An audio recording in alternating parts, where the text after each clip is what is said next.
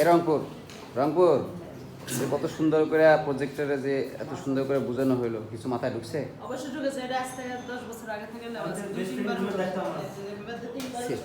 এরকম কথা বলে না, এরকম শিখে এরকম কথা তোমার কাছ থেকে আমি আশা করিনি।